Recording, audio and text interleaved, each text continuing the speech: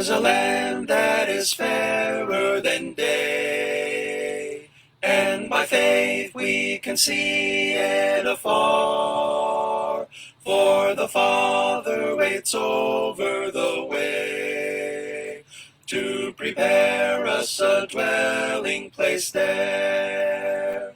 In the sweet by and by, we shall meet on that beautiful shore. By and by, in the sweet by and by, we shall meet on that beautiful shore.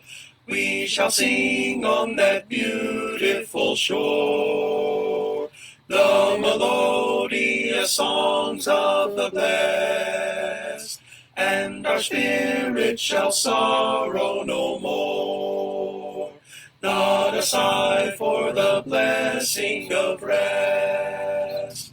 In the sweet by and by, we shall meet on that beautiful shore. By and by, in the sweet by and by, we shall meet on that beautiful shore.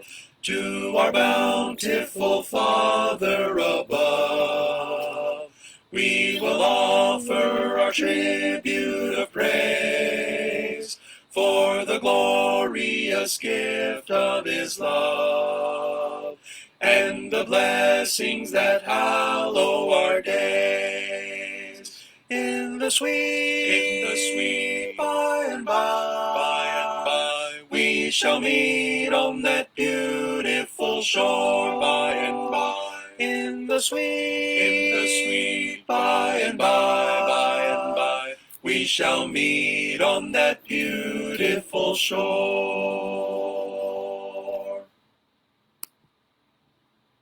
Magandang hapon po mga kapatid. Naimbag nga malam, kabsat, mayang buntag mga kaisunan, maya pagatpanapong karayang kapatid. Ang ating pong paksa po sa hapong ito ay yung ikatlong sukat ng Espiritu Santo, the third measure of the Holy Spirit. Yung pong dalawang unang sukat na naibigay po ng Espiritu Santo, yung tinatawag nating baptismal measure, na ito naibigay lamang po sa dalawang pagkakataon sa mga apostol at sa bayan po ni Cornelius. At yung laying of hands measure, ito po pag pinatong kamay ng mga apostol ay ibinibigay po ang Espiritu Santo, kaloob na galing sa Espiritu Santo. Pero meron pong isang kaloob na ito ay para sa lahat. Ito po ay non-miraculous measure.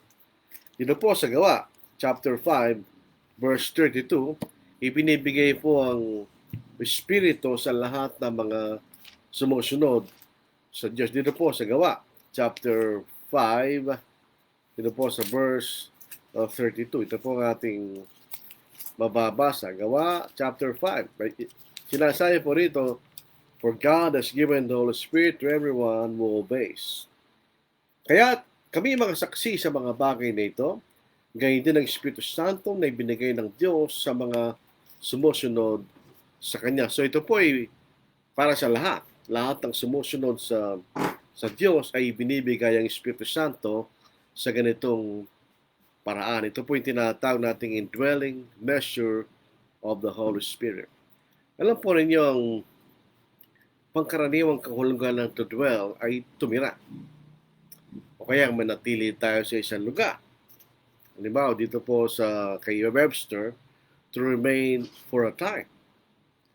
Dwell in the hallway. Sabihin, ay doon sa hallway for a time. O pangalawa, to live as a resident. Ikaw po tumira bilang isang residente sa lugar na yon. Kanya. Or to exist or to lie. Kanya, exist. Tumira. O sa isang bagay na pinag-iisipan mo. Kanya. So, kung literal na kahulugan po ng dwell is sa alam po na tumira o manatili. Yun po makikita natin. Pero yun po ay ginagamit din po sa galong paraan sa Biblia. Halimbawa po, kung pupunta tayo sa Genesis chapter 4 verse 20, ito po ang ating mababasa. Ada bore a more Jabal, who he was the father of those who dwell in tents and have livestock. So sila na tumitira sa mga tolda kanya. Dito po sa Acts chapter 2 verse 9, nung nangaral po si Apostle Peter kasama ng labisang apostol, mayroon pong nananahan sa Mesopotamia kanya. Parthians and Medes and Elamites, those dwelling in Mesopotamia, Judea, Cappadocia, Pontus, and Asia. So yung po salitang dwell po doon ay ginagamit sa literal na paraan. Sila'y naninirahan sa lugar na yun, sa Mesopotamia. Isa naman na naninirahan sa mga tolda kanya. Pero makikita natin, pag pinag-uusapan po natin ng dwell, hindi ito palaging ginagamit sa ganung paraan. Lalo pag binabasa po natin ng banal na kasulatan, hindi palaging sinasabi ng dwell ay kay tumira o kay manirahan. Alam po ninyo doon sa Acts chapter 5 verse 32, sinasabi na ang Espiritu Santo ay binigay sa atin. Ang Espiritu Santo po ay naninirahan sa mga Kristiyano ay hindi maitatatwa. That the Holy Spirit dwells among Christians or in Christians is not denied. Dahil may mga talatang nagsasabi ng gano'n. Para sabihin natin na hindi totoo yun, na hindi po tayo nagsasabi ng totoo pagka gano'n. Totoo po ng Espiritu Santo ay naninirahan sa mga Kristiyano. Tignan po sa Romans chapter 8 verse 11. Basahin po natin. Dito po sa Romans, ikawalong kapitulo, dito po sa talata 11. Ito po ating babasa. Ngunit kung ang Espiritu niyaong bumuhay na muli kay Kristo, kay Jesus, ay nananatili sa inyo, siya na bumuhay na muli kay Kristo mula sa mga patay, ay magbibigay ng buhay sa inyong mga katawang may kamatay sa pamamagitan ng kanyang Espiritu na naninirahan sa inyo. So dito, maliwalag po na ang Espiritu Santo po ay naninirahan sa atin. Dito po sa salitang sa New King James, But if the Spirit of Him who raised Jesus from the dead dwells in you, He will raise Christ from the dead, will also give life to your mortal bodies through His Spirit who dwells in you. So ito malimalang po, sinasabi ng Espiritu Santo ay naninirahan sa mga Kristiyano. Sa particular na talata sa mga Kristiyano sa Rome. Dito po sa 1 Corinthians chapter 6 verse 19. Do you not know that your body is the temple of the Holy Spirit who is in you, whom you have from God, and you are not your own? So ito rin po ay sinasabi na ang mga katawan ng mga Kristiyano ay temple ng Espiritu Santo na nasa atin. Do you not know that your bodies, sabi that your body is the temple of the Holy Spirit who is in you? Ang Espiritu Santo ay naninirahan sa ating katawan na nasa atin. Magandang isipin po yun, ano po? Sa 2 Timothy chapter 1 verse 14, guard through the Holy Spirit who dwells in us the treasure which has been entrusted to you. So ito po yung tatlong bersikulo. Meron pang iba, kaya lang sa kawalan po natin ng panahon, sapat na po yun. Na ang Espiritu Santo po ay naninirahan sa atin. Kaya isang katanungan po kasi may mga naniniwala na Espiritu Santo po ay literal na naninirahan sa mga Kristiyano. Makikita rin po natin, hindi lamang Espiritu Santo sinasabi na naninirahan sa mga Kristiyano. Kahit po ang Ama, ang ating Panginoon, ay naninirahan din sa atin. So hindi naman po ang Espiritu Santo ang naninirahan sa atin, mga kapatid. So ang Ama at ang Anak, ang ating Panginoon sa Kristo ay naninirahan din sa atin. Tingnan po ninyo. Dito po sa, ganito rin po makikita natin sa isang talata bago tayo pumunta ron. Sinasabi po na tayo po ay, ang Diyos ay naninirahan sa atin. God, implying the Father, dwells in us. So, hindi lang po Espiritu Santo sinasabing naninirahan sa atin. Dito po sa 2 Corinthians, chapter 6, verse 16, kanya, I will dwell in them and walk among them. I will be their God, and they shall be my people. So ito po yung maliwanag sinasabi sa atin na ang Diyos din ay naninirahan sa atin. Hindi lamang ang Espiritu Santo ang sinasabing naninirahan sa atin, kahit ang Diyos ay naninirahan sa atin. Gayun din po ang ating Panginoong Jesucristo ay naninirahan sa atin. Dito po sa Romans chapter 8 verse 10. Basahin ko po. But if Christ is in you, though your body is dead because of sin, the Spirit is life because of righteousness. Ibig sabihin, si Kristo ay nasa atin. If Christ is in you, parang sinabi, Christ dwells in you. Pareho lang po yan. Ako. So, makikita natin dito na ang Ama at ang Anak ay naninirahan sa atin. So, ang katanungan lang po dito na dapat natin sagutin, totoo, Espiritu Santo na nananahan sa atin, paano siya naninirahan sa atin? Kaya nga ito'y tinitingnan natin kasi gusto nating pag-aralan. So, ang Diyos, ang Ama at ang Anak ay naninirahan sa atin. Ginamit din pong salitang I will dwell in them if Christ is in you. Sa mga tuwid, may katanungan po natin dito. Kung ang Espiritu Santo po ay literal na naninirahan sa atin, ang Ama at ang ating Panginoon sa Kristo ay literal din na naninirahan sa atin.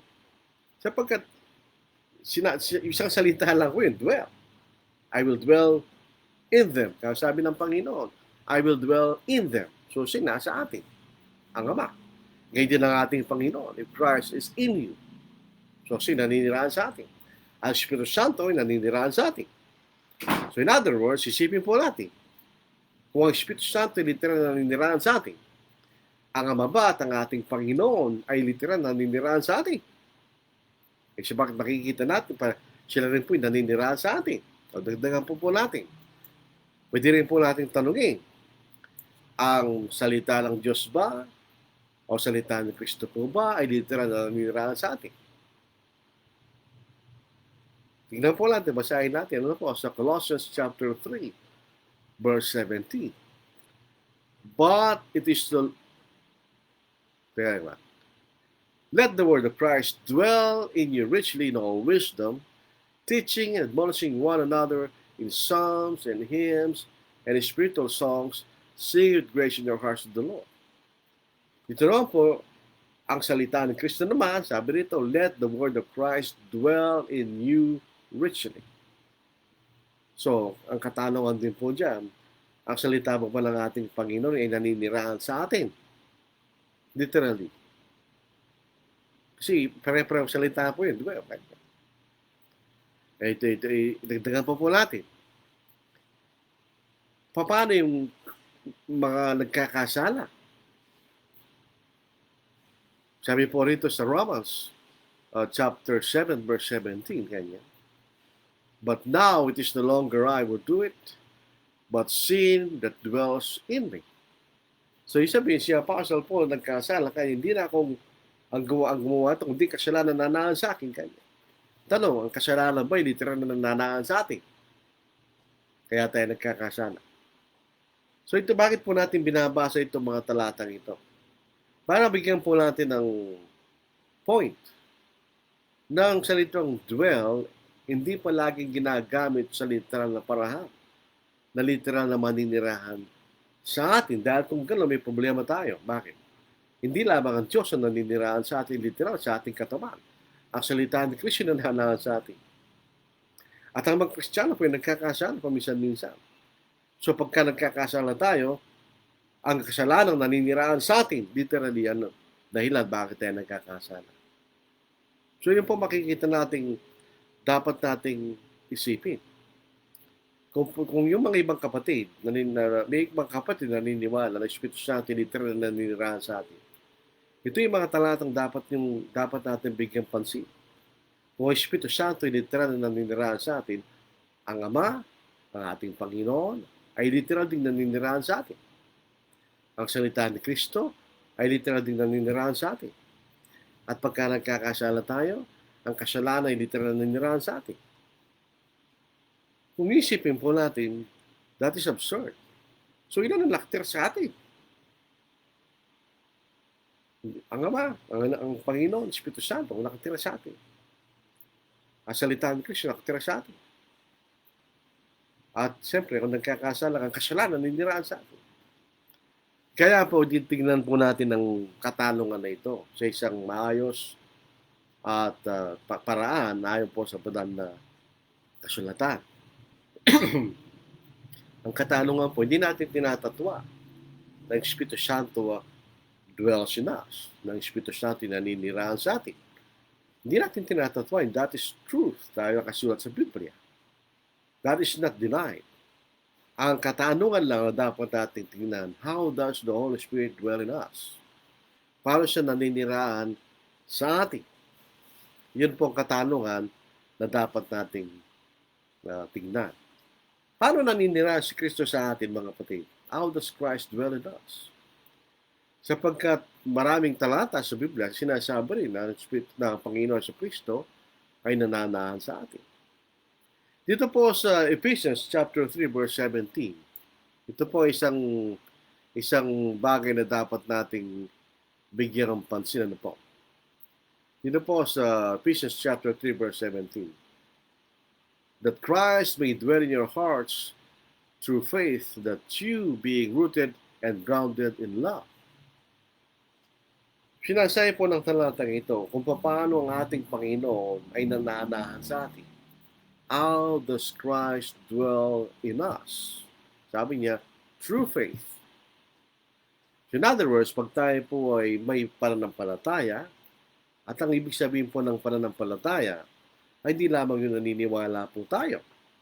Dahil sa ating pag-aaral, malinaw na lumalabas ng pananampalataya ay may kaakibat na pagsunod. So kapag ang isang Kristiyano po ay sumasampalataya, therefore, pinaniniwalaan niya mga bagay na sinabi ng Panginoon at kanyang ginagawa, ang ating Panginoon ay nananahan sa atin. So makikita natin, si Kristo ay hindi siya literal na naninirahan sa atin. Sapagkat ang ating Panginoon sa langit. So in other words, masasabi natin siya'y naninirahan sa atin kapag tayo sumasampalataya. Yun po makikita natin. Yun, maliwanag po yun. So, ang ating Panginoon ay nananahan sa atin sa pamagitan ng pananampalataya. Christ dwells in us through faith. Ito, huwag natin kalimutan yan. Sa Galatians chapter 2, verse 20, ito naman po si Apostle Paul. Sabi niya, I have been crucified with Christ. It is no longer I who live, but Christ lives in me.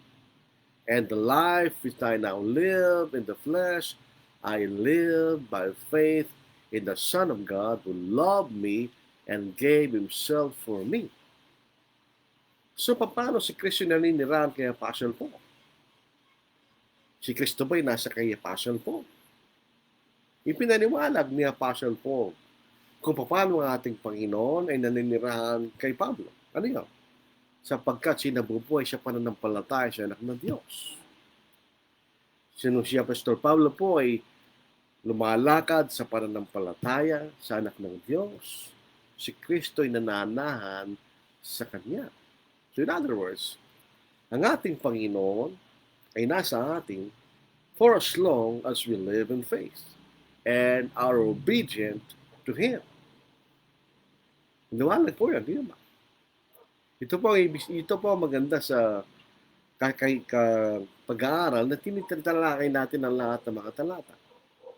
Upang makita natin ng maliwanag na sinasabi ng banal na kasulatan. Maaari kayo makatulong sa ating pag-aaral. Sa 2 John 9, ang Ama at ang ating Panginoon ay nasa atin kung, basahin natin. Whoever transgresses and does not abide in the doctrine of Christ does not have God.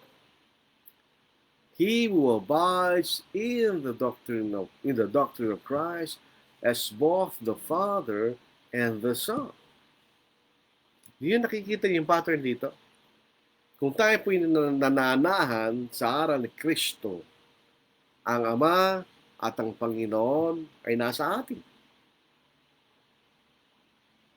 So, may makikita natin dito, may pattern, Ang ating Panginoon ay nananahan sa atin sa pamagitan ng pananampalataya. Ang Ama, gayon din ang ating Panginoon, ay nananahan sa atin kung tayo nananahan sa aral ni Kristo. So may nakikita tayong pattern in terms of dwelling. Pero ang punto natin dito, mamaya may papakita natin yung ang sinasabi ng punto ng banal na sulatan. Pumunta muna tayo sa templo. Ang templo po, tinatawag na tayo po yung templo ng Espiritu Santo. We are the temple of the Holy Spirit. Sabihin, either the church or individually, tayo po yung templo ng Espiritu Santo. Sa 1 Corinthians chapter 6, verse 19, do you not know that your body is the temple of the Holy Spirit who is in you? So tayo po ay templo ng Espiritu Santo. Di ba? Ngayon, tingnan mo, i-compare po natin sa Old Testament. Meron mo tinatawag na temple sa Old Testament. Ito yung physical temple sa Jerusalem.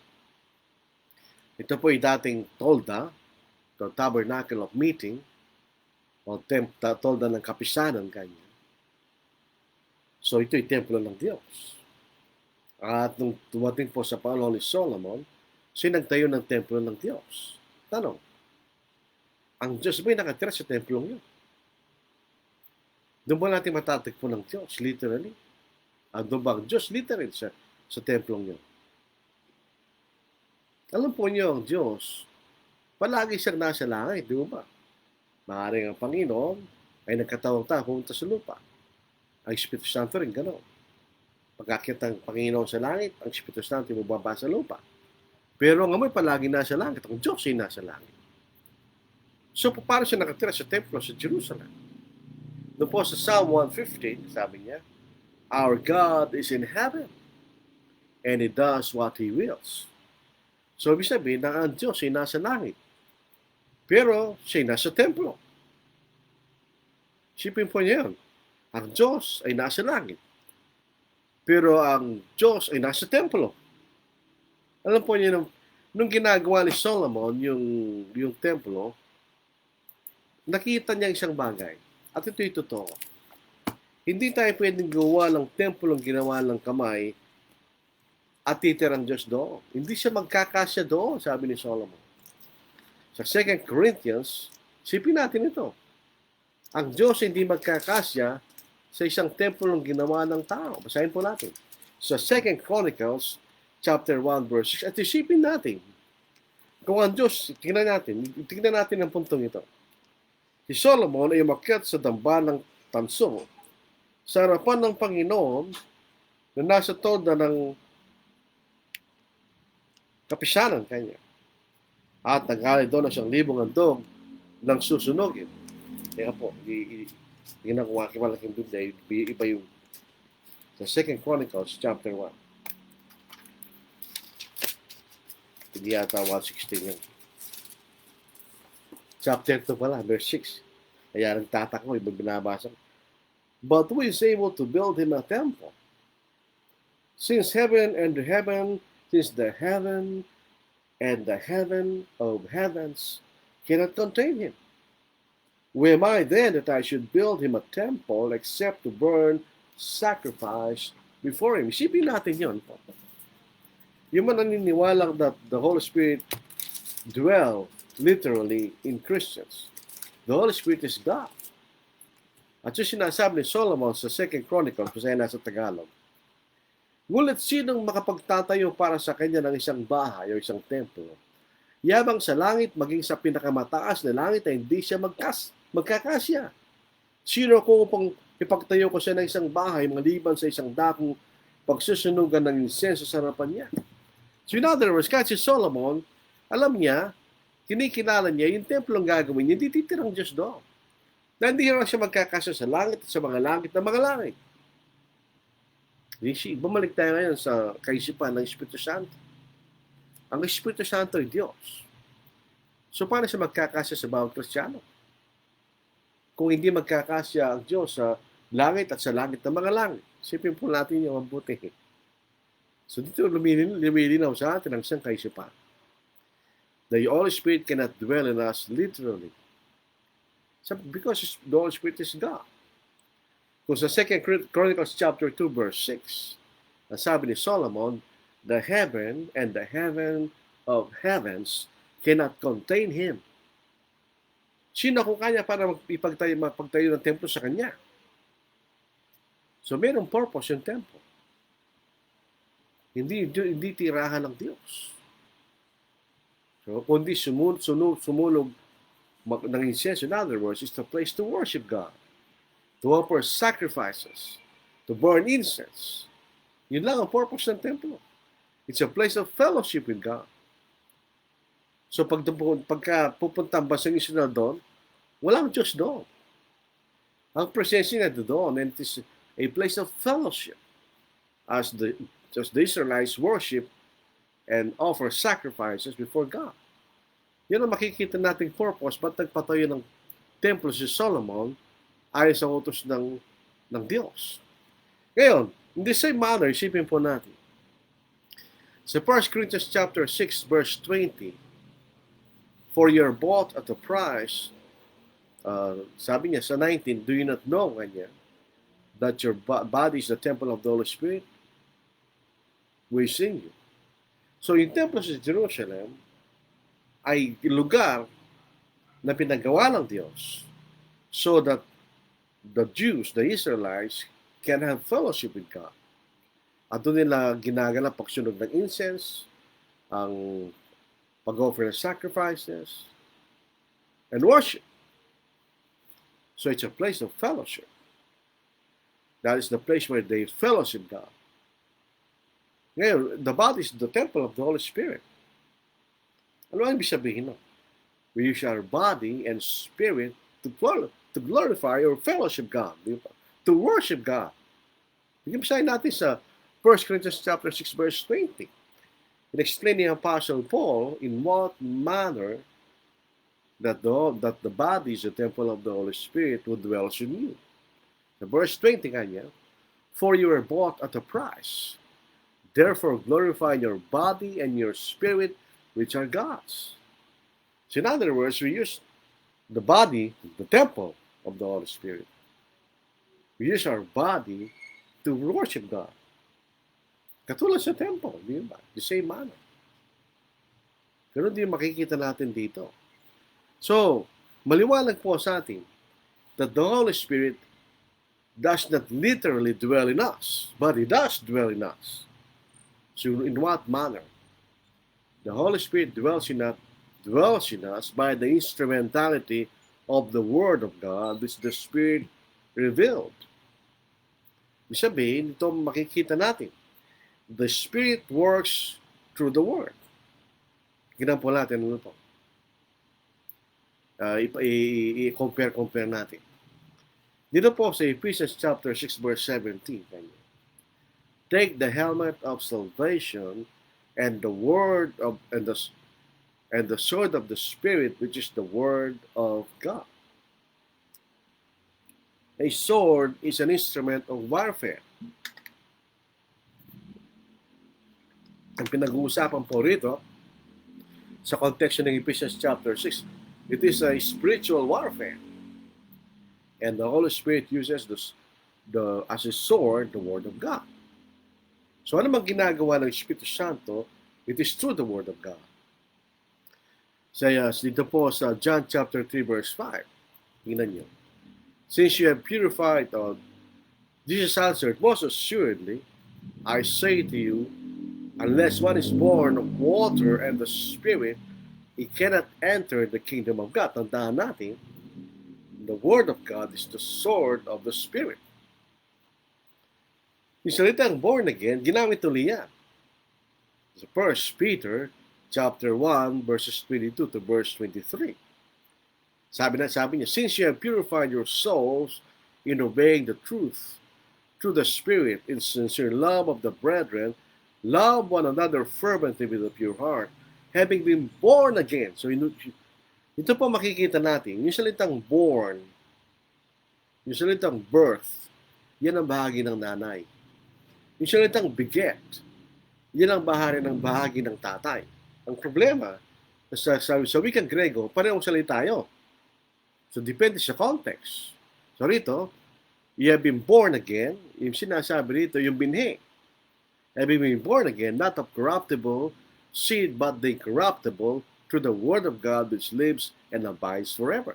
Born of spirit means you have been begotten by the word of God. Di ba? At ang bautismo is actual birth. Dalawa po ang sa isang kapanganakan, sapagkat ginamit ng Panginoon ang larawan ng physical na kapanganakan, born again. So yung born, ang alam ni Nicodemus is a physical birth. Sa physical birth, there are two elements. The seed coming from the father and the actual birth. Sino talaga nanganganak? Ang nanay. Nanganganak ba yung lalaki? Hindi. Pero bakit pag nanganak, mayroong nanganganak, sabi, congratulations, a healthy boy or healthy girl is born to Mr. and Mrs. Hindi naman nanganak yung Mr. Pero may bahagi sa doon. Dahil meron isang binhi. The Spirit gives the seed, which is the Word of God. So, instrumentality ng Espiritu Santo ay sa pamamagitan ng salita ng Diyos. Tandaan po natin yun. Which we can prove, mga kapatid. Alam po niyo, pinaghihirapan nating isipin itong bagay na ito, which is not difficult. Kung titingnan lang po natin ng sinasabi ng Biblia. Dito po, the Spirit convicts. The John chapter 16, verse 8. The Holy Spirit convicts. Basahin po natin. John chapter 16, verse 8. Ito po ang ating mababasa. Ano po? Natututo po ako sa paggamit po ng FB Live na ito. Yung pala, we have difficulty showing your video. Ang ibig lang sabihin, hindi naman uminto yung presentation. Hindi ko lang makikita yung sarili ko. Kasi ngayon, nakikita ko yung sarili ko kung anong itsura ko. Nakakasawa rin kung minsan. Makikita mo palagi sarili mo. Dito po sa John chapter 16, verse 8. At pagdating niya, kanyang susumbatin ang sanglibutan tungkol sa kasalanan, sa katwiran, at sa katulan. Tingnan po natin sa English. Sa John 16, ano po? John 16, verse 8. Minsan, nasanay po tayong mag-aral sa English language, nahirapan tayo sa Tagalog. Kaya niya. 16. Ito po ang ating mababasa. 16 verse 8. When he has come, he will convict the world of sin and of righteousness and of judgment. Pag dumating ang Panginoon ay ang Espiritu Santo sa the day of Pentecost, he will convict the world of sin. Dito po sa John, teka muna. Sa Titus, chapter 1, verse 9. Ano po? So the Spirit convicts. Sa paanong paraan? Tingnan sa Titus, chapter 1, verse 9 kayo.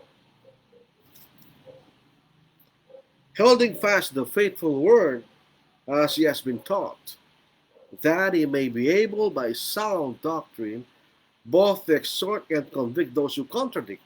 Anong gagamitin? Salita ng Diyos. So the Holy Spirit convicts the world of sin. Preachers convict men of sin by the word of God. Yun naman ang gagamitin ng mga makaraw, di ba? Dito sa Romans chapter 8, verse 16, ang Espiritu Santo po ay saksi kanya, na siya'y sumasaksi. 8:16. The Spirit Himself bears witness with our spirit that we are children of God. Siya po'y sumasaksi na tayo mga anak ng Diyos. Dito po sa John chapter 5, verse 39, the Word of God witnesses. Sabi na, basahin natin. 5:39. Ito po'y sabi ng Panginoon sa mga Hudyo. You search the Scriptures, for in them you think you have eternal life, and they are dead. They which testify of me, they are they that witnesses of me. So, the Holy Spirit witnesses, the Word witnesses. Dito po sa Nehemiah, chapter 9, verse 20, dito po sa Old Testament, basahin po natin, si Nehemias po ay sinabi po natin, siya nagbalik para gawin niya yung walls of Jerusalem sapagkat sinda-sira nung pagbalik nila, hindi pa nagagawa. Dito po sa Nehemiah, chapter 9, dito po sa verse 20. Ito po ang ating matutunghayan. Po. Nehemiah 9, verse 20. You also gave your good spirit, kanya, to instruct them, and did not withhold your manna from their mouth, and gave them water for their thirst. Sabi niya, your Holy Spirit instructed them to instruct them. Tingnan po natin sa 2 Timothy chapter 3 verse 16. Kaya hindi po ating mababasa ang salita ng Diyos ay ginagamit sa pagtuturo kanya. Basahin natin. The 2 Timothy chapter 3 verse 16.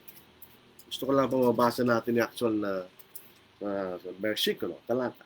All scripture is given by inspiration of God and is profitable for doctrine, for reproof, for correction, for instruction in righteousness.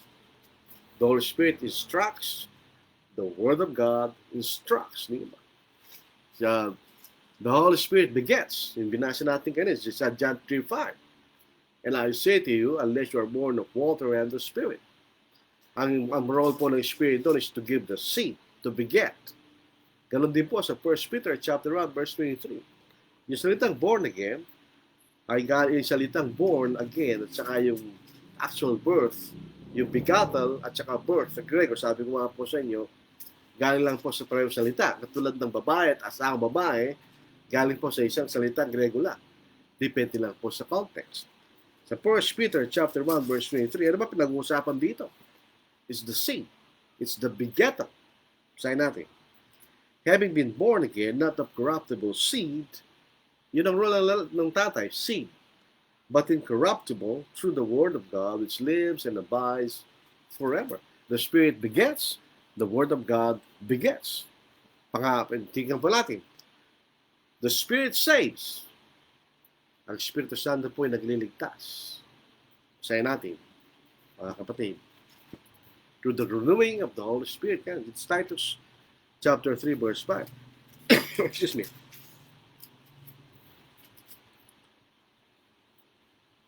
Not by works of righteousness which we have done, but according to His mercy He saved us through the washing of regeneration and renewing of the Holy Spirit. So, the Holy Spirit saves. Yes, so James chapter 1, verse 21. Sa pamamagitan ng salita ng Diyos. Basahin natin. So, tayo binabago ng Espiritu Santo sa paanong paraan. James 1:21. Therefore, lay aside all filthiness and overflow of wickedness, and receive with meekness the implanted word, which is able to save your souls. So, the Spirit saves through the word of God. Kita natin. So, 1 Corinthians chapter 6, verse 11, basahin po natin. 1 Corinthians chapter 6, verse 11. Alam po niyo, maganda jot down po niyo itong mga ito. Pasensya na kayo sa humingi ng outline. Ano po, ako yung mag-schedule talaga ng isang araw na gagawin ko po yan. Maaaring bukas siguro. Sumubin ng Panginoon. And such were some of you, but you were washed, but you were sanctified, but you were justified in the name of the Lord Jesus and by the Spirit of our God. You are justified by the Spirit. John 17, verse 17, maliwanag po ito, mga kapatid. We are justified by the word of God. Sabi niya, justify them with your word. Sabi natin, sanctify them by your truth. Your word is truth. Sanctify, justify, pareho lang po yan. So ano makikita natin dito? The Spirit works through the word of God. So instrumentality po ng Espiritu Santo ay palaging sa pamamagitan ng salita ng Diyos. So ngayon, pupunta tayo dun sa paano ang Espiritu Santo po inananahan sa atin. It doesn't dwell in us literally. That's hindi tinuturo ng Biblia.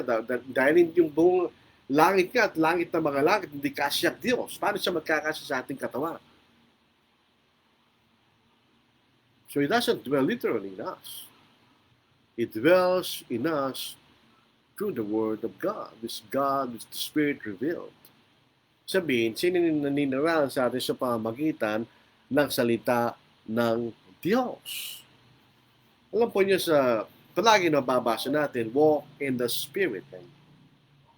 Diba dito sa Galatians chapter 5 verse 16, kanya, walk in the Spirit, not in the flesh. Walk in the Spirit. Ako naniniwala ko ang Espiritu na Espiritu Santo. It's a contrast between living according to the will of the Spirit and walking according to the will of the flesh. Yun po ang maliwanag po sa Galatians chapter 5 verse 16. I say then, walk in the Spirit, and you should not fulfill the lust of the flesh. Ang pinag-uusapang lust, yung sinful lust of the flesh. Walk in the Spirit. So, paano tayo lumalakad sa Espiritu? We walk according to the Word of God, which the Spirit revealed. So, pagka tayo lumalakad sa Espiritu, tayo lumalakad ayon sa salita ng Diyos. We walk in the faith. And when we do that, may nagkakaroon ng bunga. Fruit of the Spirit. Ano yung sabihin nun? Yung ba'y diretsong binibigyan ng Espiritu Santo? No. Pag tayo po'y palagi sumusunod at tumatalima sa salita ng Diyos na ipinahayag ng Espiritu Santo at palagi nating pinag-aaral sa salita ng Diyos upang tayo matuto, ito ang bunga kanya. Ito ang pupunta sa iyo. Ito ang mga bagay na magkakaroon ka niya sa iyong sarili. Ito po sa Galatians chapter 5 verse 22, but the fruit of the Spirit is love, joy, peace, long-suffering, kindness, godliness, faithfulness, gentleness, self-control. Against such there is no law. In other words, ang mga bagay na ito ay hindi kasalanan. Ito'y galing sa Espiritu Santo. Hindi niya binigay diretso to the Word of God. So, may sabihin, makikita natin, when we say dwell, it means fellowship. Makikita nyo, may mga meron po mga pagkakataon na mga talata na pag ginawa mo literal and dwell, walang kahulugan. Imposible. Mamaya po magbibigay tayong example. Tingnan po yun sa 2 Corinthians 6, chapter 6, 16 to 18. Ganyan. It is talking about fellowship. Tingnan nyo. And what agreement, that's fellowship, has the temple of God with idols? For you are the temple of the living God, as God has said, I will dwell in them, walk among them, I will be their God, and they shall be my people. I therefore come out from among them, and be separate, says the Lord. Do not touch what is unclean, and I will receive you. I will be a father to you, and you shall be my sons and daughters, says the Lord Almighty. How does the Father dwell in us? I will dwell in them when we obey the will of the Father. Sabi niya, do not touch what is unclean, and I will receive you. Be separate, says the Lord. Do not touch what is unclean. In other words, when you do the will of God, the Father dwells in us. Maliwanag yun, di ba? Yun ang sinasabi ni Apostle Paul sa talatang yun. And Christ dwells in us when we obey Christ. Pasinin po natin. The will of the Father is the will of Christ. The will of Christ is the will of the Holy Spirit. Isa lang ang turong nila, di ba? Isa lang ang kalooban nila. They have only one will. They only have one doctrine. They have only one purpose for us. They share the love for all men. They share the same nature. They share the same character. So, ganoon din ang sa atin. Dito sa Matthew chapter 28 verse 20, paano ang ating Panginoon ay kasama ng mga apostol hanggang sa katapusan ng sanglibutan? Ang sinasabi, kasama ba sila ng Panginoon habang sila nangangaral? Hindi, ang Panginoon nasa langit eh. Anong ibig sabihin nun? I will fellowship you. I will be with you. I will agree with you. Hindi sinasabi ng Panginoon. Basahin natin.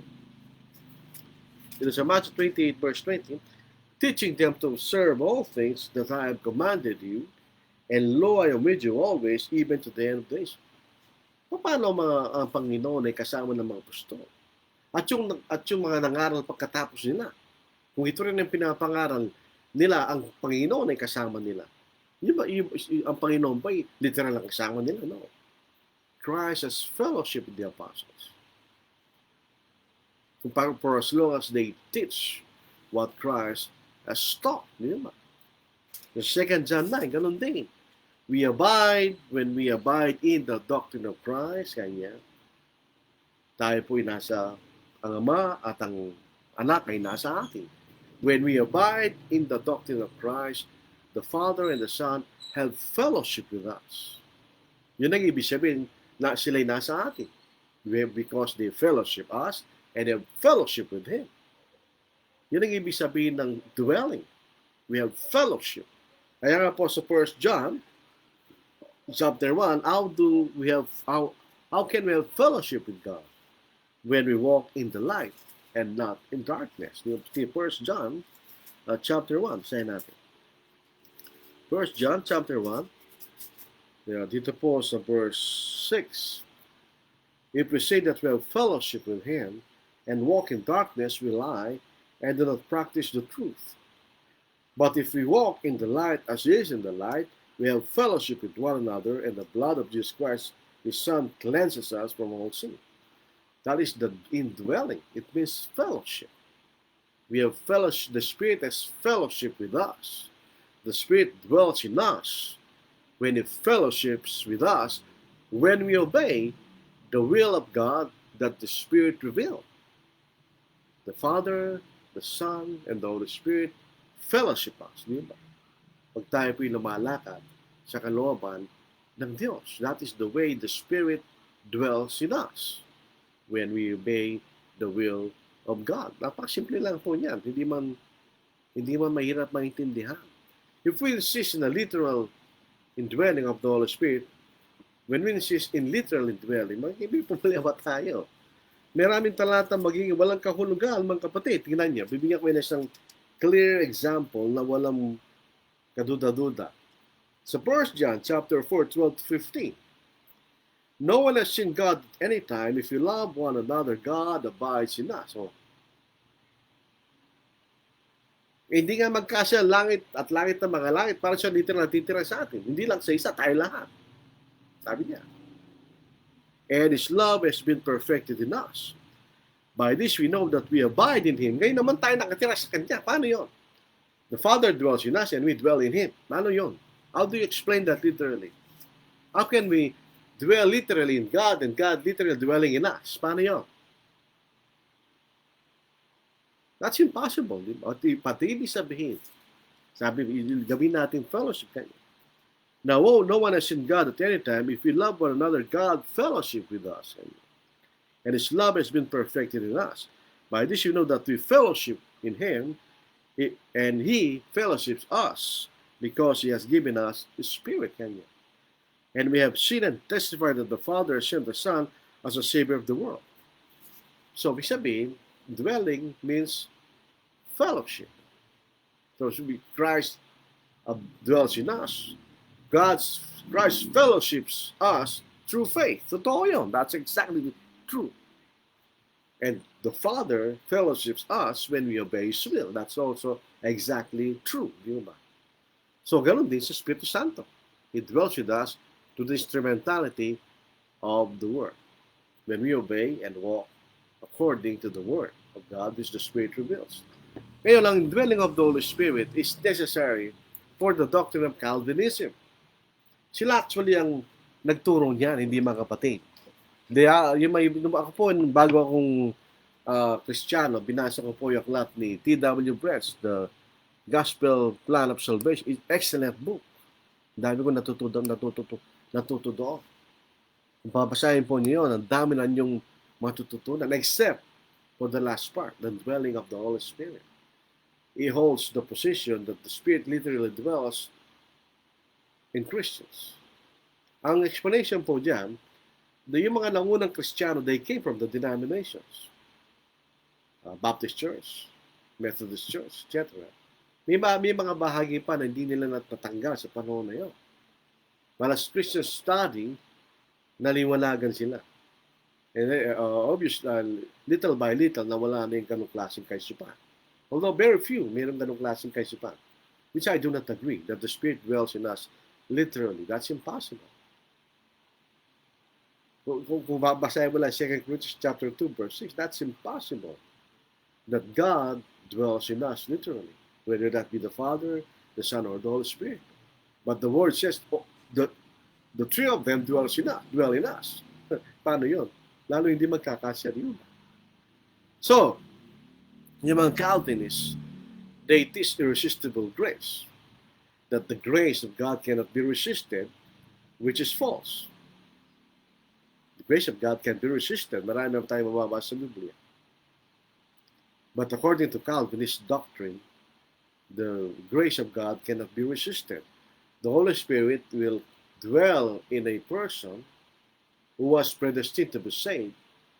And when the Spirit of God dwells in a person, that will enable that person to believe, and so you'll be saved.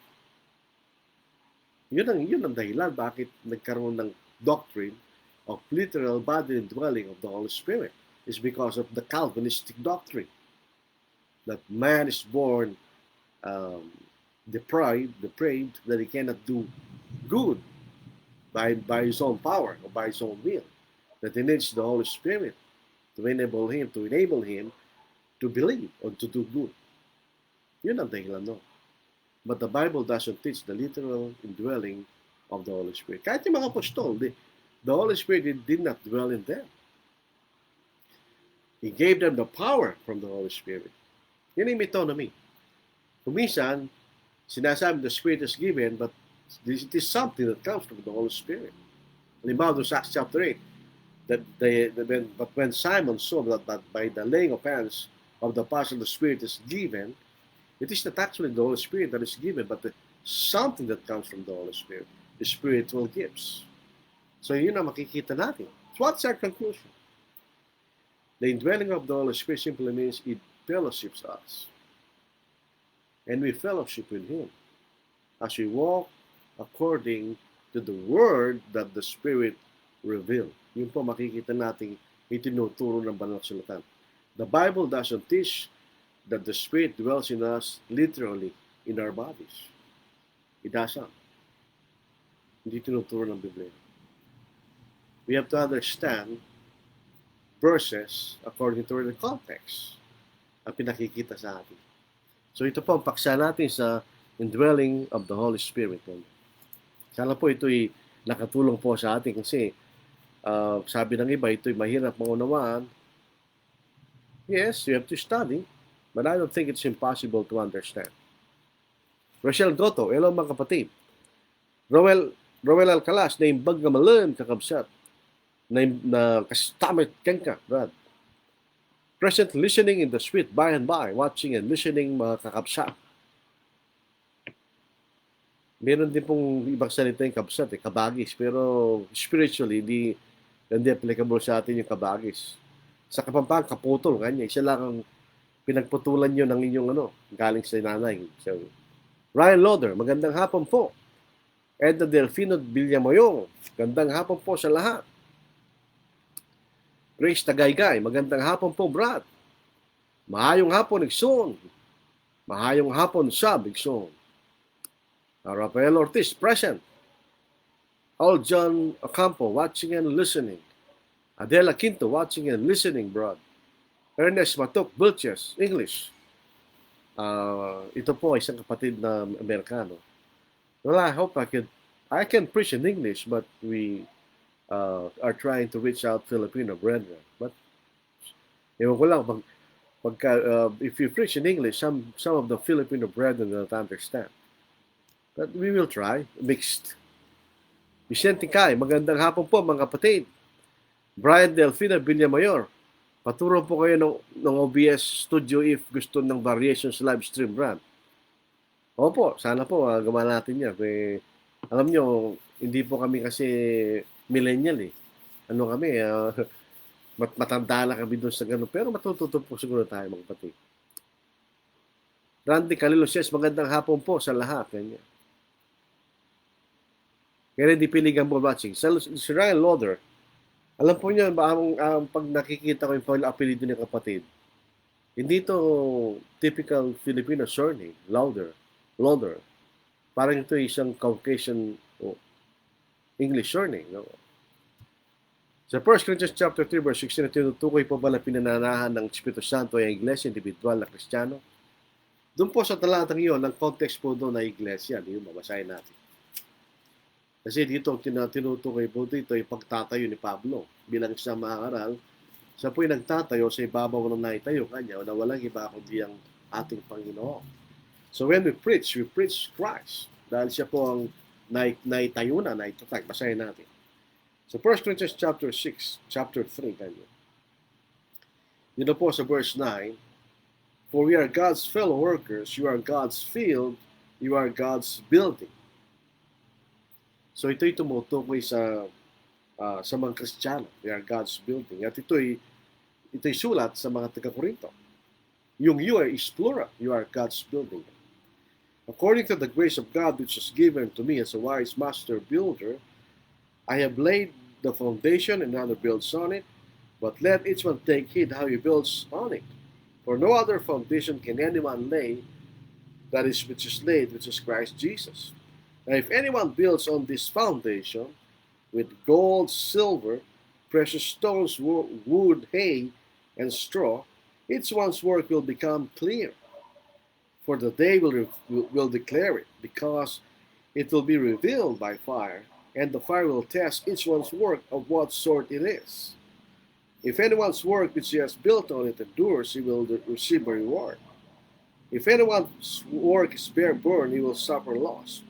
But he himself will be saved, yet as through fire. Do you not know that you are the temple of God, and the Spirit of God dwells in you?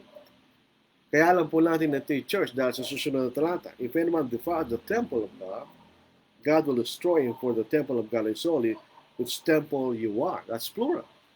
Tingnan po natin sa American Standard Version. Kasi the word you in the modern English, you do not know whether it's singular or plural, depending on context. Pero doon po sa Old English, ye will be the plural subjective form of you. At yung you will be the plural objective form ng pronoun you. Tingnan po natin na po. Titindan ko po aking application dito. Sana gumala siya. Minsan, kung may nagtitindang saging sa labas. Okay, gumagala po siya. Ayan. Tingnan natin yung 1 Corinthians. Ano po? Alam po ninyo, yung the King James Version and the old tingnan na natin King James na lang para sigurado tayo. The old King James Version, they have the pronoun form of you specifically. And about thou is the singular nominative form ng you. Tapos yung thee will be the singular objective form ng you. Na hindi na natin alam ngayon kasi yung sa atin, puro you lang yun. Ano?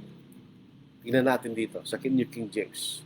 Sa 1 Corinthians chapter 3 verse 16.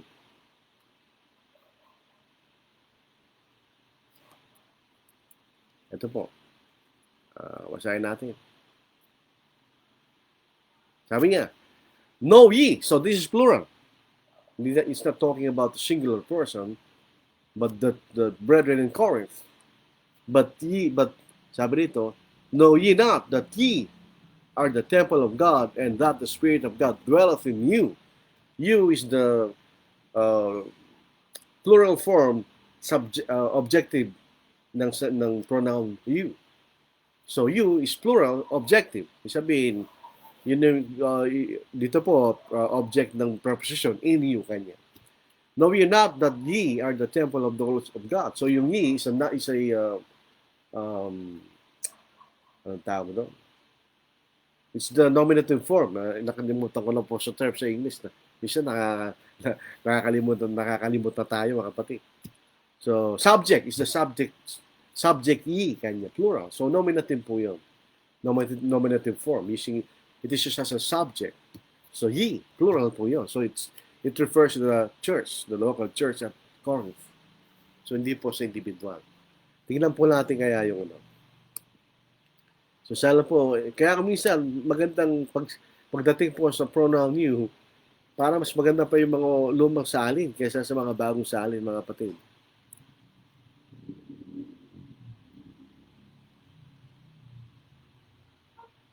Pero dito po sa 6:19, what?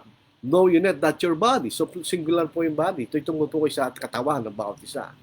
So ito'y tumutukoy sa bawat isa bilang templo ng Diyos. Pero bilang isang local church, ganoon din po yun. Sana po ay nakatulong po yan. Marami bang tanong? Ang kaharian ba ng Diyos na sinasabi sa Lucas 17:21 at ang bahay sa bread 3:6 at ang templo ng Espiritu Santo ay salita niya, ito ba yung sinasabing tahanan ng Diyos na nananahan at sa atin ayon sa ating pinag-aralan? Yung po 17 verse 21, yan ang spiritual kingdom. Sabi niya, the kingdom doesn't come with observation. A physical kingdom comes with observation. It starts with the crowning of the king, the inauguration of the king. So you will see the start of a kingdom. Pero ang ating Panginoon, the church, is a spiritual kingdom. It doesn't come with physical observation. On Acts chapter 2, when the church or the kingdom began, nobody knows that is what was happening except for the Christians and the apostles who revealed it. Di ba? Hebrew 3:6, yan ang bahay ng Diyos na ang pinakapuno ay ang ating Panginoon.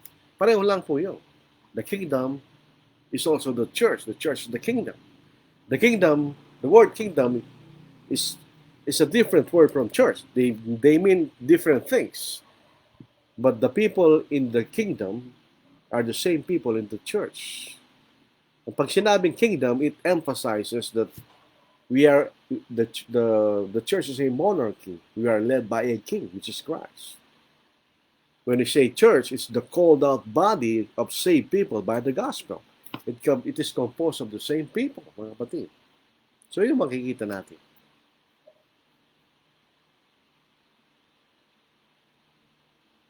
Yes, dito po kay Kennedy P. Gambol, Holy Spirit can dwell only as long as you abide in the Word of God, that is in conjunction with the Word. But if you grieve the Holy Spirit, I don't think it will stay with us as in Ephesians 4:30. What is your view? Of course. If we sinned, we lose fellow. If we sin and continue sinning, the God will not fellowship with us. If we sin and continue sinning, Christ will not fellowship with us. If we sin and continue sinning, the Holy Spirit will not dwell in us anymore. Repareho lang po yun. So, He will fellowship with us as long as we are faithful to the Word. So, walang once saved, always saved. Tandaan natin. Talong kapatid, si Brother Randy Calilocenis, ang templo ay ang pagsambahan ng Israel noon sa 1 Corinthians 6:19, ano po ba sinasabing inyong katawan natin ay templo ng Espiritu Santo. In the sense na ito'y ginagamit natin, kasama ng ating Espiritu. Dalawa yun eh. Do you not know that your body is the temple of the Spirit who is in you? Like that. So, ang sinasabi, ang Espiritu Santo ay nasa ating katawan at sa ating kaisipan. But not literally. Sa verse 20, basahin natin ulit.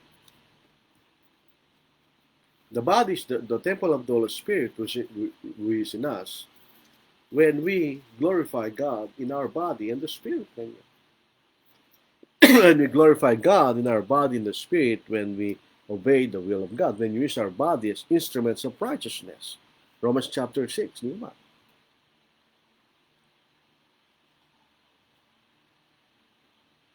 It will be out of context kung may individual magsabi na siya ay pinananalang ng Espiritu Santo, ang ka-scripture na gagamitin ay mula sa 1 Corinthians chapter 3. Opo, out of context po yun. Gagamitin mo 1 Corinthians chapter 6, verse 19. That will be the individual as being temple of the Holy Spirit. Rafael Ortiz, thank you, Brad. So makikita po niyo, with patient studying, wala yung posibleng mangunawaan sa Biblia, di ba? Kung gamitin natin sa context yung mga scriptures within their context, we can understand what the Bible reveals about any subject, di ba? Katulad din po sa indwelling of the Holy Spirit.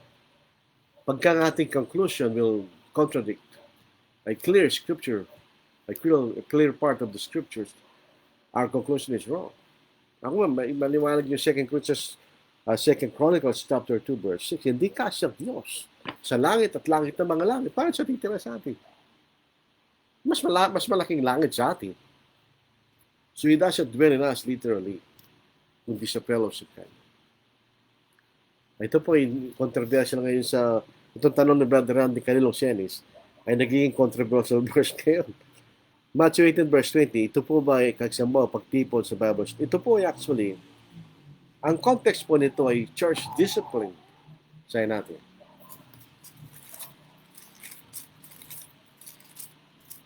Basahin po natin. 15, Matthew 18, 15, 17. Moreover, if your brother sins against you, go and tell him his fault is between you and him alone. If he hears you, you have gained your brother. But if he will not hear, take with you one or two more, that by the word of 2 or 3 witnesses every word may be established.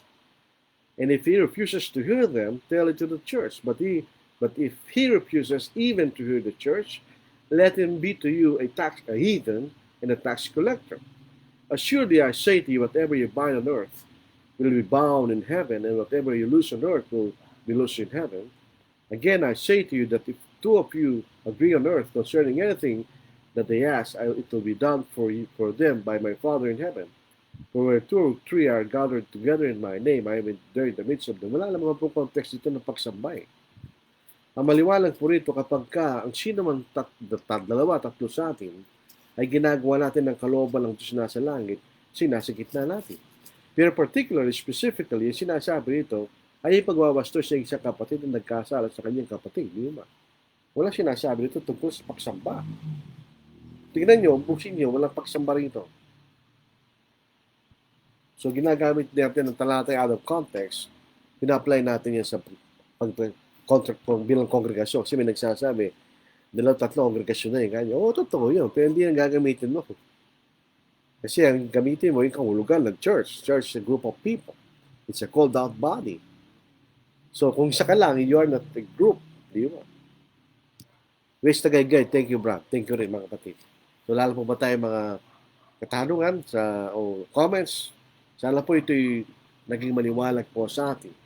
Pag-aralan pa rin nyo. Kasi yan ang talagang paraan para tayo po'y talagang matuto sa salita ng Diyos. Hindi ko sinasabing itong paniwalaan nyo, but you have to study it. Sabi nga po sa Acts 17 verse 11, they search the scripture daily to find out whether these things were so. That shall be our attitude in studying and listening to the scriptures. So, salamat po, kapatid.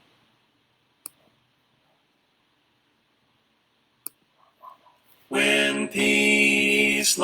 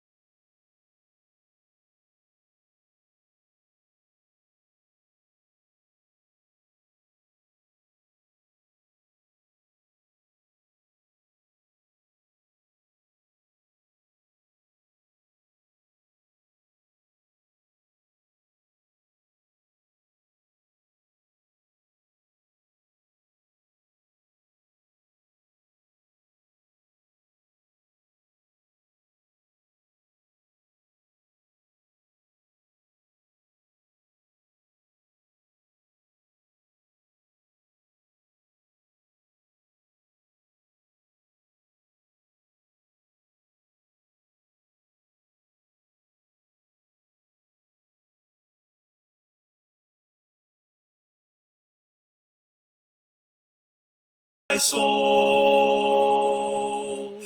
And Lord, haste the day when the faith shall be sight, the clouds be rolled back as a scroll, the trump shall resound, and the Lord shall descend. Even so, it is well with my soul. It is well. It is well with my soul. With my soul. It is well. It is well with my soul. Alam niyo, pagka pinapahinggang puyawit na yan, ito ay larawan ng matinding pananampalataya sa Diyos. Ano po? Parang si Job, sabi niya sa kanyang asawa, tumatanggap tayo ng mabuti sa Diyos kanya. Hindi ba tayo pwedeng tumanggap ng masama sa Diyos kanya? So we will have faith in God, whether in good times or even in bad times. Dito po sa bilang panghuli po, si Brother Kennedy Pilig, si Brother Sister Grace Tagaygay. Thank you, Brad. Thank you rin po, Sister Randy Calilo Senis. Salamat, kapatid. God bless. Salamat din, Brad. God bless din. Kennedy Pilig Gambol. Thankful. Inabot ko ang huli. Yun ang sinasabing, sabi nga, ulimat daw at magaling, mayahabol din. Yun ang ating kasabihan. Ano? Ryan Lauder, Dwelling Calls Fellowship. Marami salamat po sa pag-ahayag sa bagay dito, kapatid. Marami po kasi akong narinig ng mga kapatid na nagdi-debate patungkol sa dwelling of the Holy Spirit, kaya lang it did not come beneficial for me. Actually po, yung mga kapatid na naniniwala sa literal body and dwelling of the Holy Spirit, hindi ko sinasakay yun, but they do not believe in Calvinism. Hindi sila naniniwala na tumitira ang Espiritu Santo sa katawan in the same way that the Calvinists are teaching. Pero hindi ako naniniwala doon pa rin sa bodily dwelling of the Holy Spirit. So wala lang po tayong tanong at comments. Maraming salamat muli sa inyo mga kapatid. Tayo po ay sama-sama manalangin. Amang banal, kami po ay nagsusumikap na maging tapat sa araw-araw ay sa kalumong kalooban upang kayo po ay manatili na may pakikisama po sa amin. Upang aming Panginoon din ay may patuloy na makisama po sa amin, ngayon din po ang Banal Espiritu. Sana po, Ama, huwag niyong itulot na kami mawalay sa inyo sa pamagitan ng pagkakasala at patuloy na pagkakasala. Iwas niyo po kami sa namang tukso upang huwag kami magkasala. Sana po lumakas ang aming pananampalataya upang labanan ang namang tawag ng tukso upang huwag kami magkasala. Sapagkat, Ama, nalalaman namin na kasalanan po ay may panandaliang kasiyahan lamang, ngunit sa langit po ay walang hanggang kagalakan na kasama kayo ang aming Panginoon at ang Banal Espiritu magpakailaman kailan pa man. Isang napakagandang lugar na doon kami palaging tuwi-tuwinay nagpupuri sa inyo, Diyos. Ingatan po niyo kami sa gitna ng mapangaliw na panahon na ito. Dinadalain pa rin po namin sina kapatid na Jonathan Carino, kanyang asawa po, Sister Nanette Carino, at saka po naging positive po sa COVID at nasa hospital sa Cebu City. At dinadalaan din po namin si Brother Eli Ebuena na PUI, person under investigation, na sana po ay hindi po maging positive sa COVID ng resulta ng kanyang swab test. Dinadalain po namin lahat ng mga kapatid na may sakit sa kanilang mga katawan at sana po sila inyong pagalingin. At ang mga bagay na ito ay aming iningi sa dakilang pangalan ng Kristo. Amen. Mamaya po, alas 8 po ng gabi sa Isaiah chapter 42. Maraming salamat sa inyo mga kapatid. Mag-ingat po tayo. Sabi po nila, nag-mutate po yung virus na nagiging mas madaling makahawa, although hindi ganung kabagsik na ikay mamamatay. Pero hindi pa rin makanta. So stay safe.